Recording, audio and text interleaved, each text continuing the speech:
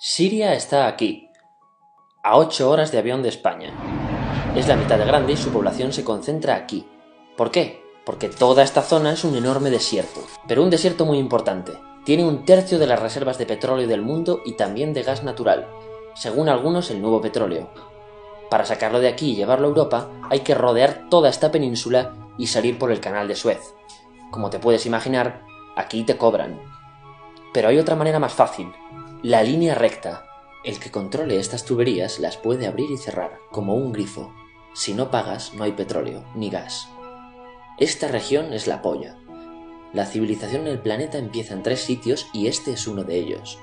Mesopotamia, aquí. Sumer, que te sonará menos, pero es el puto inicio de todo. Aquí también. ¿Recuerdas la Torre de Babel de la Biblia? La hicieron estos tíos. Egipto, aquí. Siempre ha sido un punto de contacto entre Oriente y Occidente, dando a Asia salida al Mediterráneo. Quizá por eso aquí nacen las principales religiones monoteístas, el judaísmo, el cristianismo y el islam. El islam es el último que llega y de hecho acoge a las 2 anteriores. Adán, Noé, Moisés, Jesucristo son considerados profetas islámicos. Bueno, al grano. Como la zona es la hostia, todos han querido controlarla y siempre ha estado dentro de algún imperio. Persas, griegos, los romanos.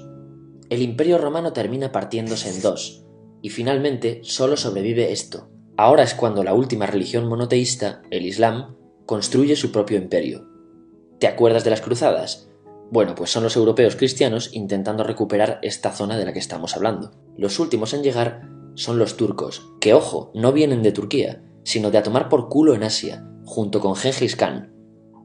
Lo conquistan todo y fundan el Imperio Otomano. El Imperio Otomano se queda ahí hasta la Primera Guerra Mundial, 600 años.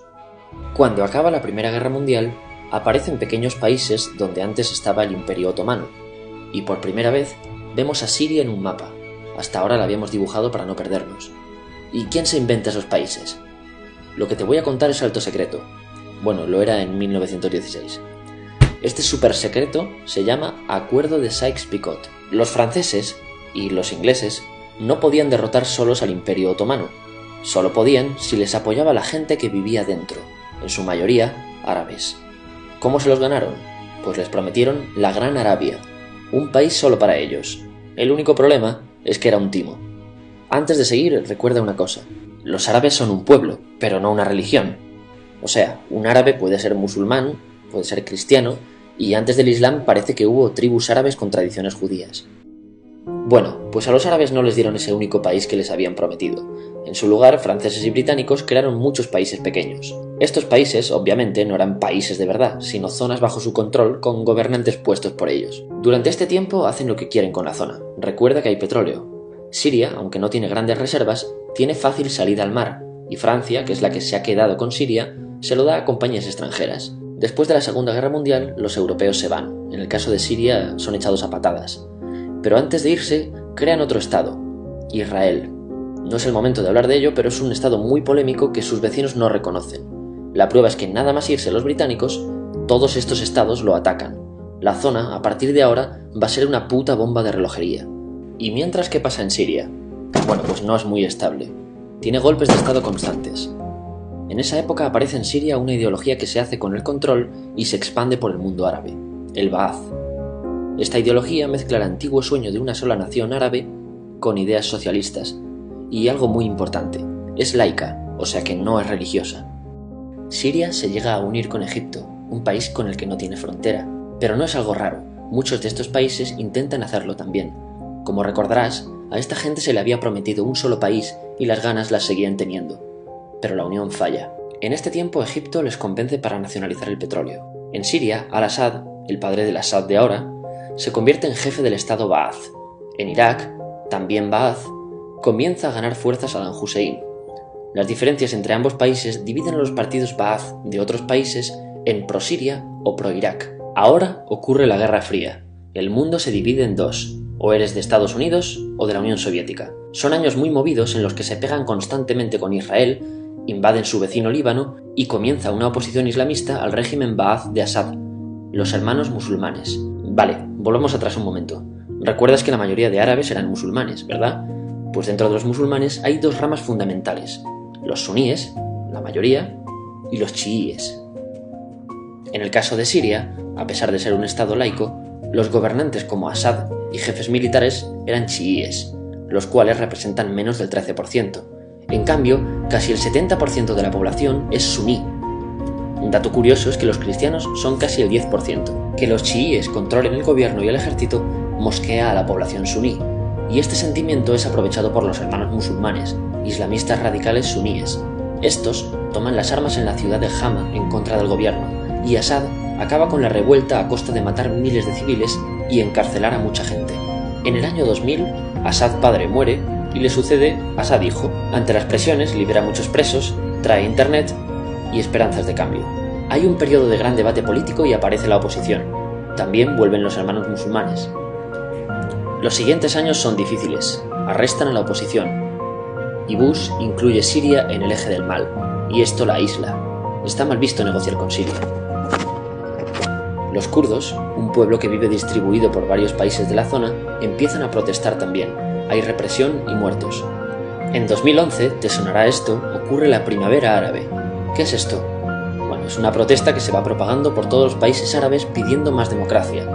Como ves, el mundo árabe, a pesar de estar dividido en países, tiene tendencias generales. Cuando llega a Siria, Assad hijo termina usando el ejército y en los enfrentamientos mueren unas 1000 personas. Los enfrentamientos irán escalando hasta que se conviertan en guerra civil. No hay un momento exacto de inicio. Lo importante es que hoy en día hay numerosas facciones en juego. Vamos a verlas. Pero primero piensa en que todo está dividido entre chiíes, la minoría, y suníes, la mayoría. Chiíes y además laicos, o sea no religiosos, son el gobierno de Al-Assad. Controla todo esto, que si recuerdas son básicamente las zonas chiíes del país. El gobierno de Assad está enfrentado al resto. También mayoritariamente laico, pero suní, es el Ejército Libre de Siria o FSA en inglés. Junto con el Frente Islámico, que es religioso, y otros 70 y pico grupos más, forman una coalición que la prensa llama simplemente la oposición. También suníes e islamistas, pero radicales, son Al-Nusra, llamados Al-Qaeda en Siria, porque son básicamente eso, Al-Qaeda en Siria. Otros islamistas radicales son el ISIS o Estado Islámico. Salen de Al-Qaeda en Irak, controlan la mayor parte de Siria e Irak y se han hecho famosos por sus atrocidades. Su objetivo teórico impacta a muchos. Es un Estado Islámico a lo largo de Asia, África y Levante, aunque a ti ya te suena, ¿verdad? En naranja tenemos al pueblo kurdo, que recordarás porque el presidente Al-Assad lo reprimió, al igual que gobiernos de países próximos también hacen. Ahora controlan militarmente esta zona. Antes de terminar, repasemos los apoyos internacionales a fecha de octubre de 2015. Las fuerzas de Al-Assad son apoyadas por Rusia, que ya tenía base militar en el país antes del conflicto, por Irán y por China. Todos son países de lo que Europa llama Oriente. En contra de Assad, apoyando a la llamada oposición, luchan Estados Unidos, Turquía, Francia, Gran Bretaña y Arabia Saudí. Podemos terminar con algunas conclusiones. Te advierto que esto ya es pura opinión. Si recapitulamos, vemos que la región es estratégica. Por su situación privilegiada, todos la quieren. Siria siempre ha estado bajo el paraguas de grandes imperios.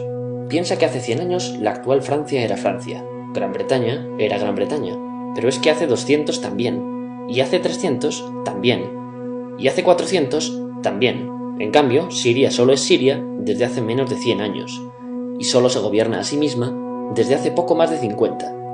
Además, jamás decidieron sus fronteras, se las impusieron. Europa divide Oriente Medio a su antojo para controlarlo, diseñando países sin tener en cuenta su población.